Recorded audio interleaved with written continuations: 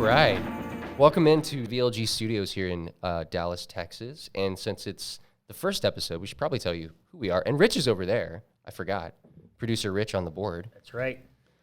So we're with VLG. Yeah. VLG is, we're a marketing company. We're a creative marketing agency, and we specialize in creative solutions for bold B2B companies. Yep. We believe that B2B doesn't have to be boring, even though a lot of people online might tell you otherwise, even though they might not mean to. Yeah, tell not you us, that. though. Not us. No, not us. Definitely not us.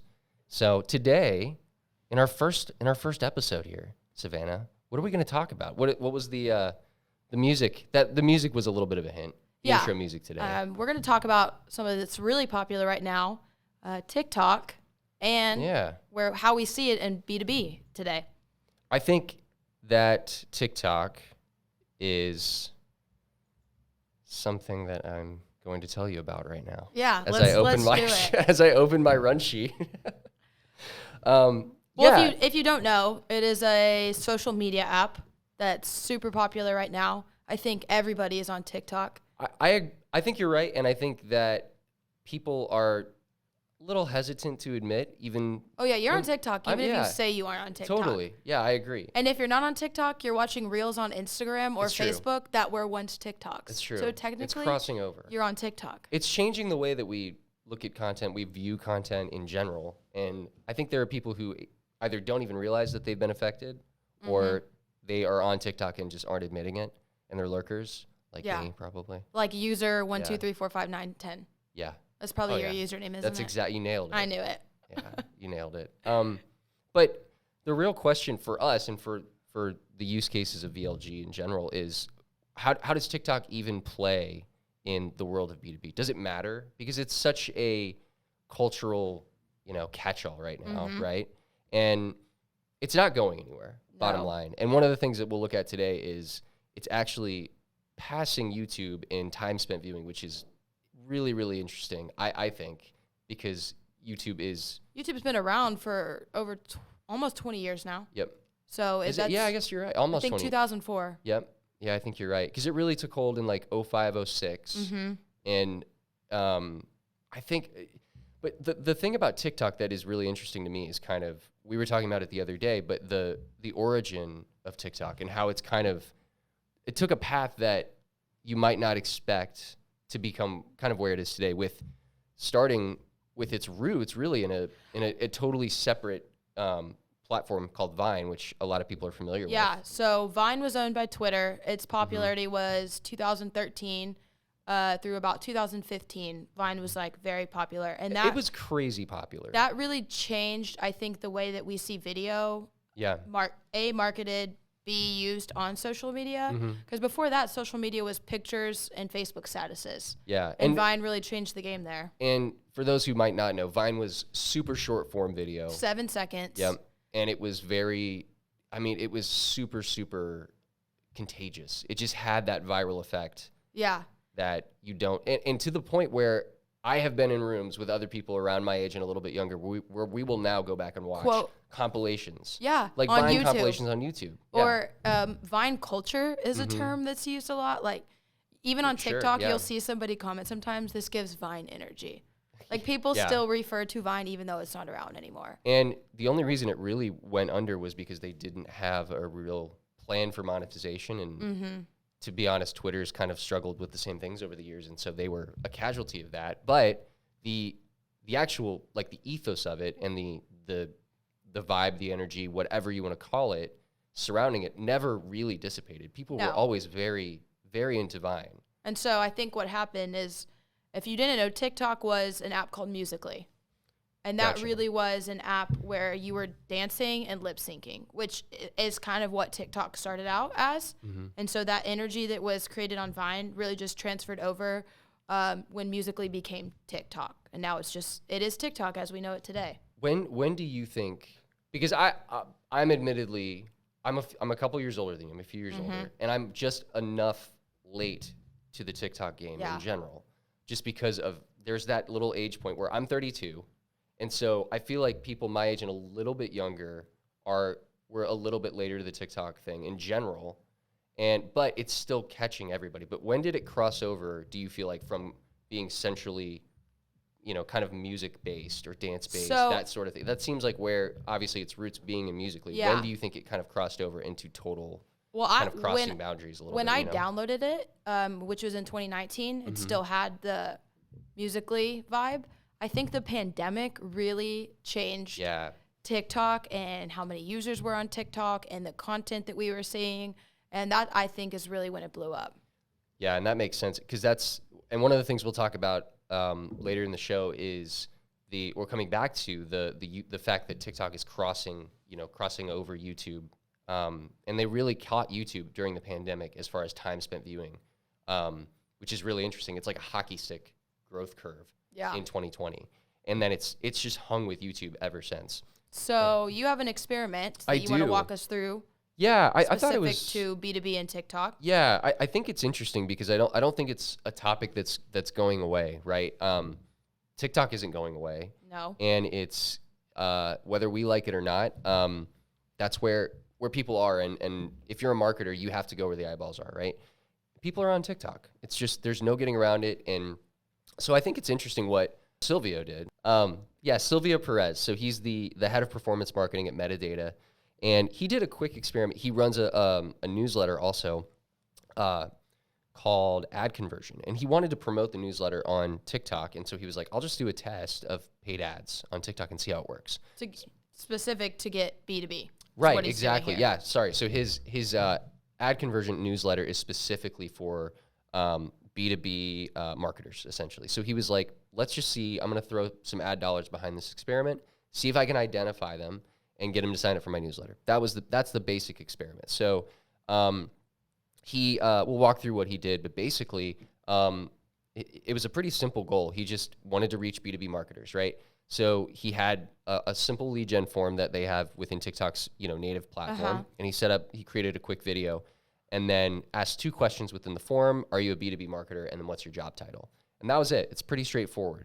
What was interesting is that he basically came back with 87% of folks responded yes, that they're a B2B marketer, and 21% entered perfect titles directly into that form. And it's not like LinkedIn ads where it'll auto-populate certain things, right? You actually have to put the information in yourself. Exactly, yeah. So people are interacting with this TikTok ad. Exactly. And the thing, he says he was blown away by the response and some indirect sales that he got from it. And the majority of leads entered they entered a title, but that was the broader version of the title, so they didn't have to, go into specifics about what their title was, but they still entered something that was generally, representative of their job title. And then what I think is the most interesting part of it is that with TikTok ads, your ability to target is more broad. So you can target based on interests, right? But you can't go too deep. Yeah. Whereas other platforms, obviously, you can go really deep on targeting your audience. So you can target based on interest, and take LinkedIn, for example. You can go company, you can go job title, seniority, very all these specific. Different things. Yeah, very specific. Whereas with TikTok, you're using your creative, and that's what he did here, is he's using his creative as the filter, right? So he basically opens up his ad creative, his video with, I'm going to get his exact link. So he basically says, if you're a B2B marketer, understanding XYZ, that is his opening line for his in-feed video. So as you're scrolling through and you hear somebody say, if you're a B2B marketer and you're not, you're going to keep going. Yeah, and if you are, I'm going to stop. Exactly. And so I think that's, to me, the most interesting part of this is that your reach is crazy big, and you're not overthinking the platforms. You're not outsmarting yourself using the platforms, like you might on some other platforms with their native targeting. With this, you're just throwing creative out there and saying, hey, if you're in my target audience, this might be interesting to you. And it's sort of self-filtering out and trying to get to that target, your ideal customer that way, which is interesting, I think. So his experiment proved that you actually can reach these people on TikTok. So which is interesting. And B2B does have a place on TikTok. It does have a place on TikTok, but it's obviously more nuanced than that. What I personally thought was interesting about his experiment was the fact that he just like I said, is the, the fact that he used the creative as the filter, number one. Number two, he just didn't overcomplicate the targeting side of it. He basically said, I'm going to get some quick creative out there, and I'm going to do some quick targeting. I'm going to let my creative act as the filter and see if it reaches the right people. And it worked.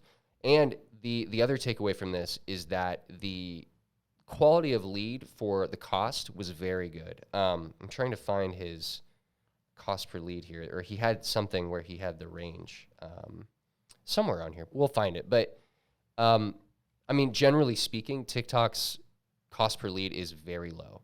And so if you can use your creative to filter and get the quality, basically get a more quality lead, I mean, that's an incredible value for what TikTok, for the mass, audience that you can reach with TikTok. Yeah, and I think it's giving us a glance.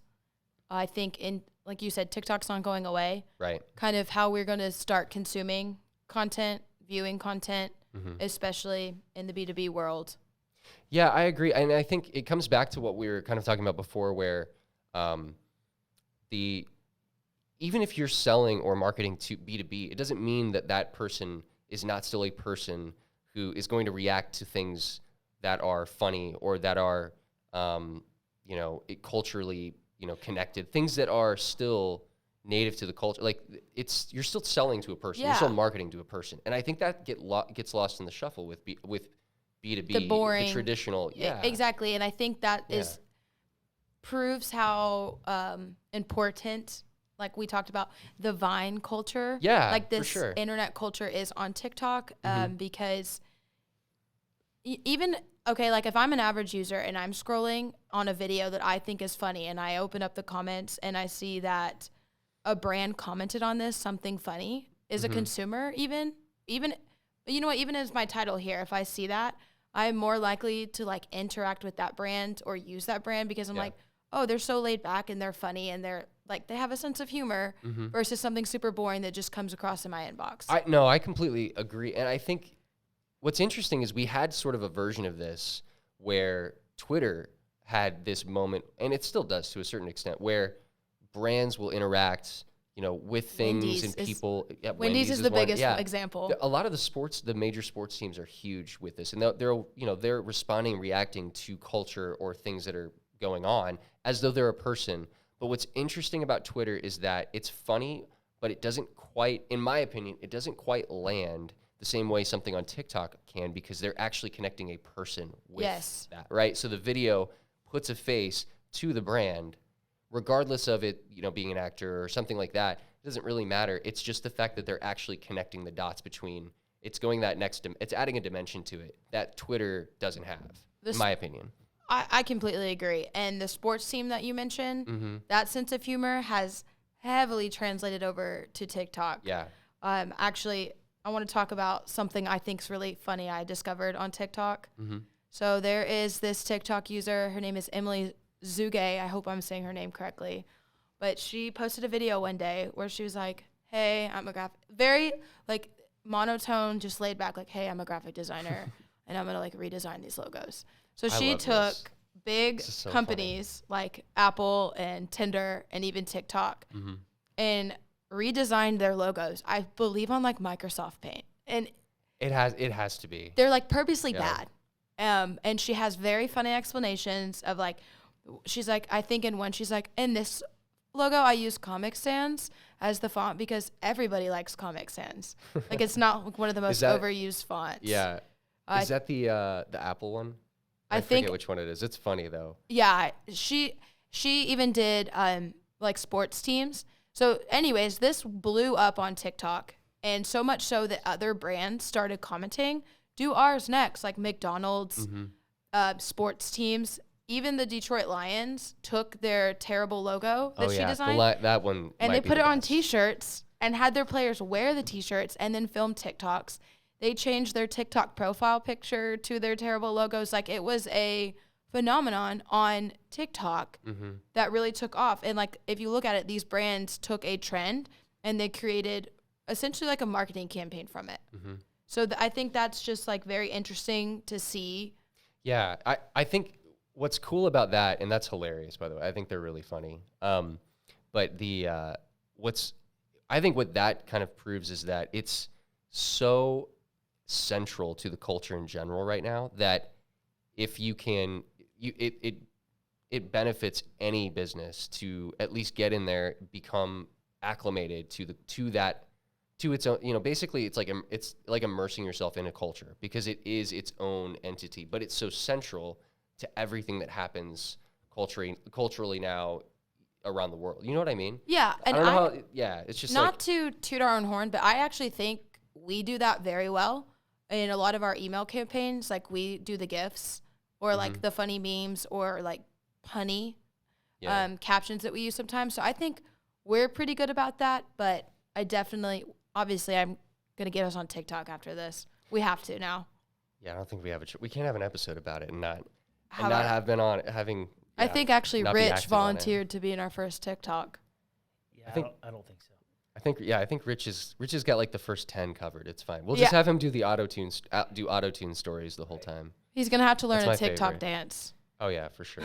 I think Michael, our president, should do it. Yeah, trying to right. maybe. Actually, duet. You guys both of them. Yeah, it'll be fine. So I have a question for you guys. Yeah. What would you say? How much time do you think you spend on TikTok a day? Well, so outside of working hours, obviously. Outside of working hours. So actually, statistically, 22% of people that are on TikTok are between the ages of 20 and 29. Right behind that is 21%, which is 30 through 39. So that's pretty interesting to see. And that's what we were just talking about before, how that's like that break point where like I'm 32. I turned 32 in December. So I'm like right on the line of. And I'm in that first one. You're in the first 27. One, right. Yeah. I'm honestly embarrassed to admit how much time I spend on TikTok. So how much? Come on. It's okay. It's just us. All right. Well, all right. I have a daily limit set for 30 minutes. Wait, so do you get the shame video? No, I've never. Like, all right. I've reached the shame video. I know scrolling's fun, but it's time to take a break. I've reached the shame video like I think maybe once, but I would say on average I spend at least an hour a day on TikTok, and that's broken up. That is not what I thought you were gonna say. I mean, not that I haven't spent more time certain days. Yeah. But it's very easy to get.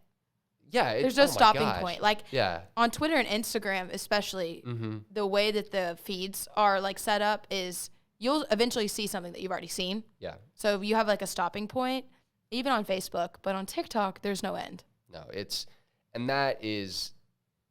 their algorithm is incredible from a purely business, standpoint. It's ridiculous. It's so good. And from a psychological, humanistic standpoint, it's extremely scary. So I admit I spend an hour, Chris. Very, very little. Less than 30? Intentionally, because literally the last I'll tell you this, the last handful of times I have been on TikTok, I hit the shame video so fast. It's crazy. Rich, how much time do you spend on TikTok? I think I was on there for 20 minutes and I was on there for an hour. 0%. So Rich is somebody that says he's not on TikTok? Yeah. No, I would qualify as one of those people. I believe Rich. That would gets like Instagram reels that just show up. Yeah. That would be me. That you didn't know was a TikTok. Well, I knew it was a TikTok. Okay, I just didn't actively search out to be on TikTok. Gotcha. I will say that's also interesting is I'm on TikTok, so I see trends in real time. Yeah. When they're on Instagram, my friends that are on TikTok will be like, oh my gosh, look at this video. And it's a trend from like 2 months ago. And I'm just like, you're so late on the game. So that's another reason I think TikTok is really important is how quickly trends change. And like, you obviously see it translated from one app to another, and it's already 2 months behind. Yeah, and that's where I think trends, that alone is the most interesting element of TikTok as a platform in general. It is so unique to like I can't equate it very well. No, you know what I mean? And like, I can't. It's hard to explain. It's hard to explain to somebody a trend on TikTok if they're not on TikTok. They're like, why is that funny? Mm-hmm. But to everyone on TikTok, it makes sense. Yeah. And that's everybody is in on the inside joke if you get it, but it's really hard to quantify, explain, put parameters around like because it's so and that comes back to what we were talking about with it's so, like the the algorithm, the feed, just the way it's structured is so good that it's like mainlining I know. right into our brain. But at the same time, because of the cultural currency that, is involved, it's from a B2B standpoint and bringing it back to that side of things, it's impossible. There's no downside to engaging with it because Absolutely. it will make you it will make your brand, it will more relatable. It will make you more in touch with what people are reacting to in a more real-time sense, I think, than any other platform. And really, look at the results of that experiment. Mm-hmm. B2B does have a place on TikTok. Mm-hmm. And when you look at who's on TikTok, it is the age group. Yeah. 20 to 29, 30 to 39. For sure. And even that younger generation that's coming into the workforce. Yeah. I would totally agree B2B has a place on TikTok, looking at all of that. Yeah, I think I completely agree. And I think, so just to kind of bring it back home, just some key takeaways from this experiment and just in general, I think some starting points for folks who might not be as active on TikTok, maybe even ourselves as Not a company. me. We'll get there. No, not you. No, Savannah's a pro. But like we talked about before, good marketing happens where the eyeballs are, right? Yeah. If you're a good marketer, you find where they are and you go to them and engage. And you can't sit and wait on another platform that people are less involved with. Yeah, immerse yourself now. It has to be a part of your overall strategy, and it's not going away. But the other thing is kind of what you were saying about the younger workforce, however you want to categorize it, they're on there and that's not changing. The CEO, who you're trying to reach from, if you're trying to, craft your ABM strategy, whatever it is, that target that you might be trying to reach might not be on TikTok, but for influencers who are going to help influence and make that buying decision are on TikTok. Oh, right? absolutely. So the CEO might not be, the CI, like somebody from a C-suite might not be, but those people under him that are just a little bit younger are. And so if you're reaching them, you're reaching the important influencers that are going to actually end up influencing that decision in the end, Yeah. And so it's super important to just dive in and immerse yourself and start figuring out what is my brand's tone, where do we fit in this whole picture, and the only way you can do that is by that immersion strategy and exploring trends and browsing the TikTok Creative Center, which is a whole separate episode in and of I'll itself. do like a 3-part series on It's how incredible. to use TikTok They're in a marketing sense. Well, and their Creative Center is, each platform, Facebook, LinkedIn, they all have different resources and things where you can kind of look at your, spy on your competitors, different things. But their Creative Center is very unique. But that's for a different episode. But play around with it, dive in and take a look and see what's trending, what's working for Get on TikTok, see other what's advertisers. what's getting laughs and views these days. Yep, for sure. And that's the other thing. You can't just go on the Creative Center and look at trends that are, being utilized for ads. Go in there and actually, explore the native trends that are taking off just from a content standpoint. The inspiration is endless, and it's super important to get the actual authentic element there. You know what I mean? It's like your teacher coming in and trying to be hip and saying, yes, "What's up, fam?" Or exactly. something so cringy. So yeah, you do want to actually sure. immerse yourself. So what you're presenting is authentic. Mm-hmm. Yeah, exactly. And spy on, go spy on other brands and see how they're using TikTok natively, because there's so many that are doing it well. It's very well. And, it's exactly who you would think is who you would think is doing well on TikTok is doing well on TikTok. And like we said, it's not going away. It's only going to get, I think, bigger in how we see TikTok being used and how we can use it as businesses. And it's just another, to cap this off, I would say the other thing is that people shouldn't overthink it. It's just about taking your existing content or baking it into your existing content plan and just taking that content and asking the question, say, how does this same content work on TikTok, right? How can I deliver this same value within a context that is a little bit different or a little bit adjusted for what's native to TikTok, right? Yeah. So I think it's really exciting, just the fact that they do have such a low barrier of entry to test the paid ads element of it, and I think that's going to be a bigger and bigger player on the B2B side of things going forward. But is there anything else you want to touch on, Savannah? I think that's it for today. But for at least episode series 1 of TikTok, I think this is not the last time we'll talk about it. I don't think so. Yeah, I We don't have think a it's lot going of to go avenues away we could by take here. tomorrow, but Yeah. maybe. Who knows? Well, Never know. it was a great first episode. Yeah, we'll see. We'll see if there's an episode 2. Thanks everybody for watching. Yeah, you're listening. Hope you had fun. Like yeah. and subscribe. Hit that button. Smash the bell. Yeah. Smash the bell. We'll talk to you next time. Bye, guys. So we're gonna wrap this and go make a TikTok Yeah, today. exactly. For sure.